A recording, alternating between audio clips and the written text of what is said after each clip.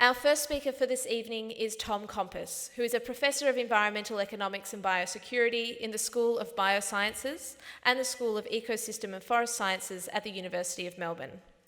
Tom is a member of the ANU Climate Change Institute and was formerly the Director of the Crawford School of Public Policy at ANU from 2009 to 2015.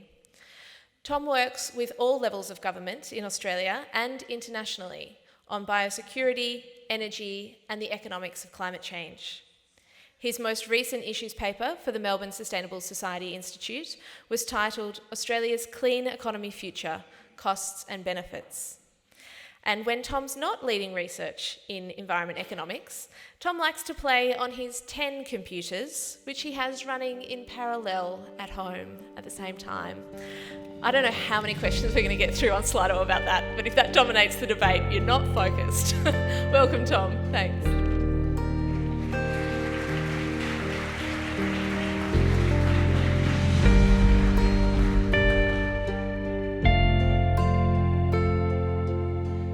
Great. Thank you very much, Victoria. Yes, I am a geek, and proud to say so.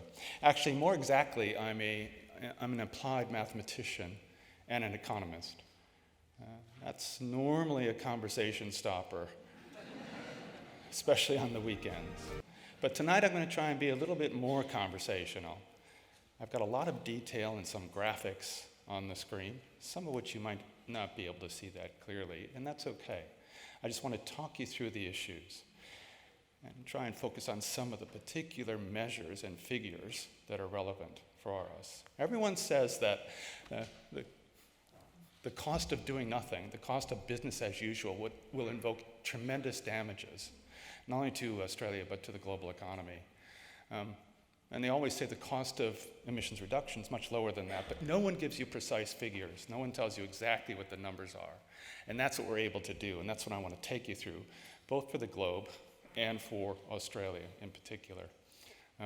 It's important to talk about the global picture because the distribution of the damages from climate change is very uneven, very heterogeneous.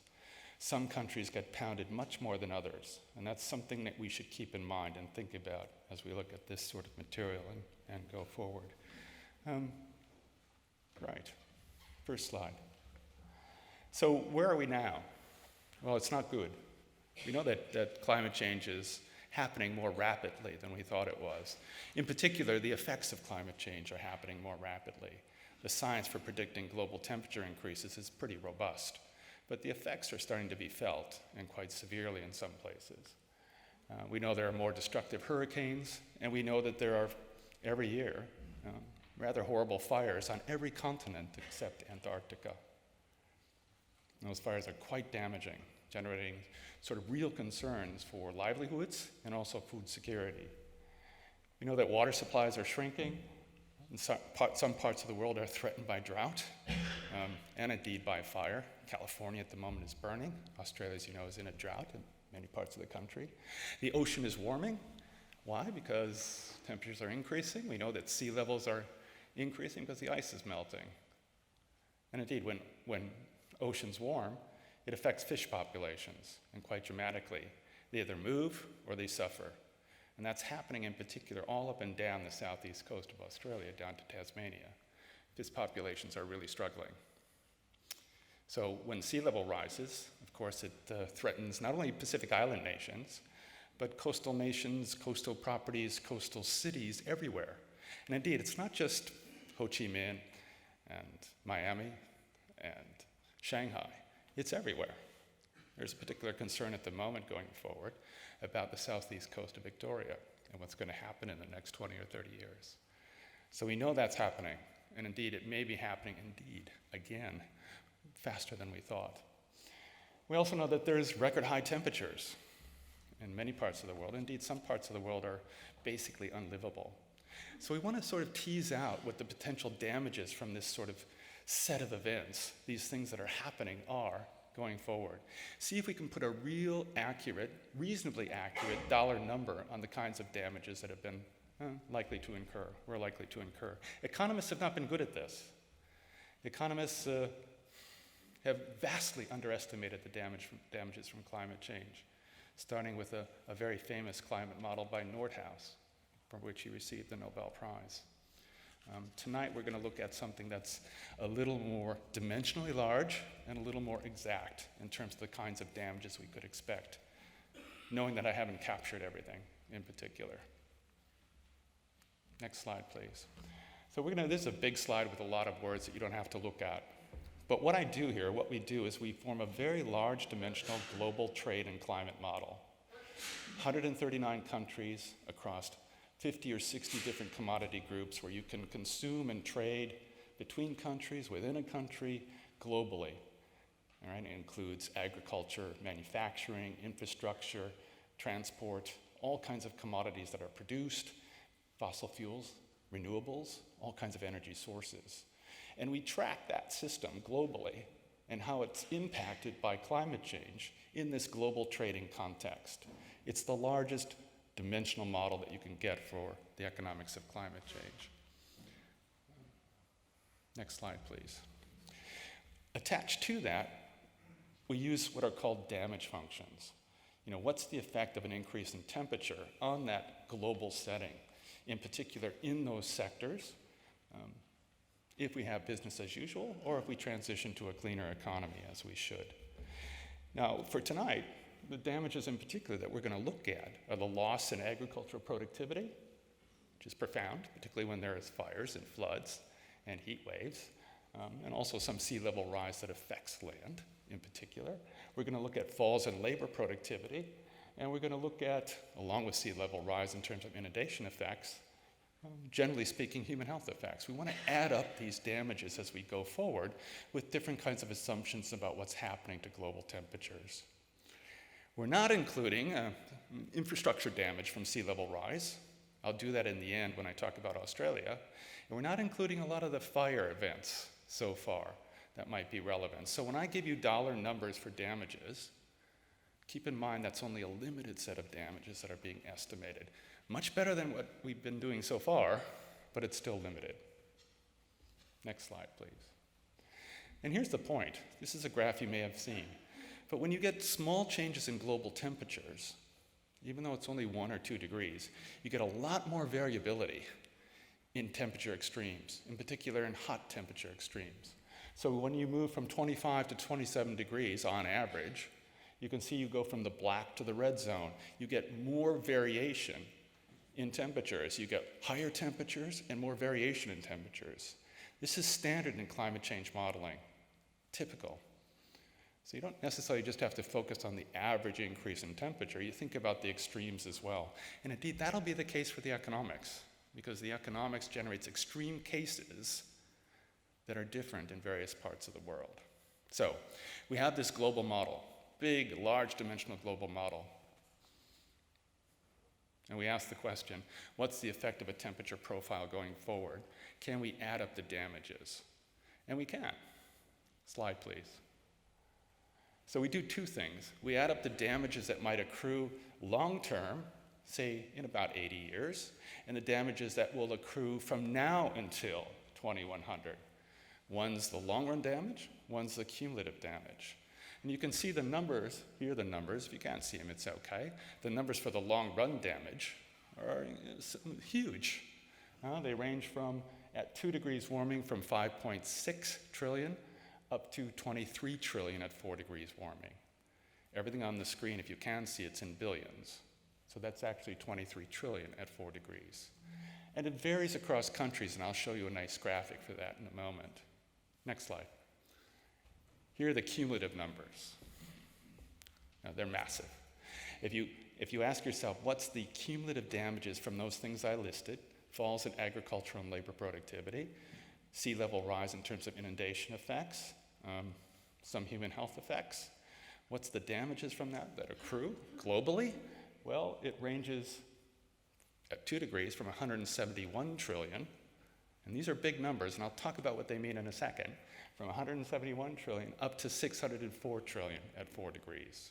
Massive, just massive. But how are they distributed? Next slide, please. This is a nice graphic, I think, that tells you that there's heterogeneity in the damages that accrue. as a result of climate change. Now, the scale here is the fall percentage change in GDP. GDP is this measure, you probably know, it's this measure of national income. So if GDP is falling, it usually means a recession or worse. In fact, 2/4 of a fall in GDP, even of 1 or 2%, usually means a recession. So the scale here goes from 0 to minus 28%. Okay? It doesn't show very well on the screen, but I'll look at the numbers later for Australia. But Australia should be a little bit pink, but you can see where the reds are, where the massive changes in GDP are. They're in Africa, particularly Western Africa, all through South Asia, and Southeast Asia and South America. That's where it's really going to matter, really going to get clobbered. It's bad enough in Australia, as you'll see, even with this limited set of damage functions, but those countries will really suffer. What does it mean? Next slide, please. Right? What do these big numbers mean? What's 604 trillion? Well, what's a loss in GDP of 28% if you're in Africa? Well, it's massive. Right? At the moment, Great Britain's worried about a potential fall in GDP of 4% with Brexit. They're concerned that there's a major recession coming with a 4% loss. Globally, the average loss here ranges from, it can vary depending upon assumptions on economic growth, from 3 to 10%. But the real point, we'll talk about Australia in a minute, the real point is that some countries really, really suffer. And in fact, many in our own neighborhood. You can see Cambodia, Sri Lanka, Indonesia, India. These are all 15 to 20% falls in GDP. There's heterogeneity in the damages, and it matters tremendously. Normal economic models just take global averages, and they'll say, well, GDP will fall 3 or 4 or 5%, and well, that's bad, but let's go on. But the heterogeneity, in fact, matters, really matters. Philippines, 20%. Parts of Africa, well over 26% falls in GDP. Now, you can imagine what that means, right? The global financial crisis in 2009 was estimated to have a fall in GDP from about roughly 4 to 5%, and it was tragic for the world economy. Imagine individual cases where you have falls in 28% in GDP. The Great Depression in the 1930s had an average fall of 15% in global GDP. So you're talking major economic meltdown. It's catastrophic. For those countries in particular, Indonesia, the Philippines, Vietnam, everyone in our neighborhood, it'd be hard to imagine how they could survive fiscally, right? Because you're getting tremendous falls in incomes and production as a result of climate change and temperature increases. At the same time, you're trying to fund expenditures for emergency response. You can just imagine what will happen to the number of climate refugees under that setting, under that situation. It'd be quite bad. Something to worry about. Next slide. Okay, Australia. This is the graph that the Department of Energy and Environment uses for emissions. And it's the blue line is basically what's happened recently. And you can see that emissions are rising. The scale here is up to 700, right, from 300 to 700. If you rescale it a bit, and it's done specifically to make things look flatter. If you punch again, next slide, you'll see same data, but the scale's a bit different. You'll see that the carbon price period, Rudd-Gillard period, in fact, the carbon price was working, emissions were falling. Since then, emissions have just increased. The emergency emissions reduction fund's not very effective, apparently. Right, because emissions have still been rising. Next slide. You may also note that we've got a long way to go. There's a challenge. There's hope, but there's a big challenge here because the amount of renewables in total electricity demand is still relatively small, 7 or 8%, and that's what this graphic shows. The gray on the top is the percentage of renewables in electricity demand, still small. Long way to go. Making progress, but still a long way to go. Next slide. So, what are the damages? What are the costs? If we do business as usual in Australia, what are the damages? Again, I use the same sort of large dimensional global platform to add up all these, albeit limited damage functions, to determine what happens with business as usual. And in this context, unlike before, I include infrastructure damages, something we've been working on quite heavily here in Australia. And you can see out to 2050, The cumulative damages for infrastructure dominate. There's 611 billion. Sea level rise is going to be a real problem. Just from that alone, 611 billion. Falls in sort of productivity, about 151 billion. And if I extend that out to 2100, it's massive, right? Because temperature increases really pound productivity. Losses in biodiversity, about 246 billion. So the total just to 2050 is about 1.2 trillion Australian. These are conservative estimates with limited damage functions, assuming business as usual. If I take that out to 2100, it goes well over $6 trillion. You want to avoid that. And this is Australia, which isn't as impacted as some of those other countries we just talked about. Next slide. Okay, what about emissions reduction? What I wanted to do is just take a very mild renewable target. Let's assume that we have a 70% share of renewables in end-use energy consumption in 2050. What's the cost of that with the rest of the world on a Paris target? We can do much better than 70%, but I took the mild case. In fact, it's the case with land use change and a little bit of carbon capture that's consistent with zero net in 2050. If you can do better than 70%, it makes life easier. But I took the 70% case. What's the cost of that? Next slide. Well, it's not very large. You can see the change in GDP, because we'd be exporting less fossil fuels, it has a cost, $31.6 billion. The cost of energy transition to renewables, particularly in the transport sector where it's relatively expensive, and a lot of work needs to be done, is about $40 billion. Land use change and some NET, about $27 billion. The total cost is about 145 billion Australian dollars. The model runs in terms of US dollars, so don't be confused. I've converted to Australian. So you get 1.2 trillion in damages compared to 145 billion in the cost of emissions reduction. That's where the 8-to-1 comes from that Carolyn mentioned. And that's with limited damage functions. You take that out again to 2100, and the cost-benefit ratio, the benefit-cost ratio, goes well over 50 to 1. It's huge. For Victoria, the ratio is about 1 to 4. For Queensland, it's much higher. Queensland's on the front line when it comes to climate change. Next slide. So, I'll close on this one. You know, all the modeling we've done over the last decade or so, any model we look at, even the very sophisticated large dimensional models, show that the cost of emissions reduction is always far less than the damages with business as usual. What's nice about this is we can actually put numbers on them. We can say something specific. We could go into Treasury and say there's an 8-to-1 trade-off. What's wrong? Let's go. Right? If Australia is not part of the solution, it's part of the problem. Right? And indeed, the longer we wait, this is standard in economics, the longer we wait, the more expensive it will become to reduce emissions, the more the damages will be incurred.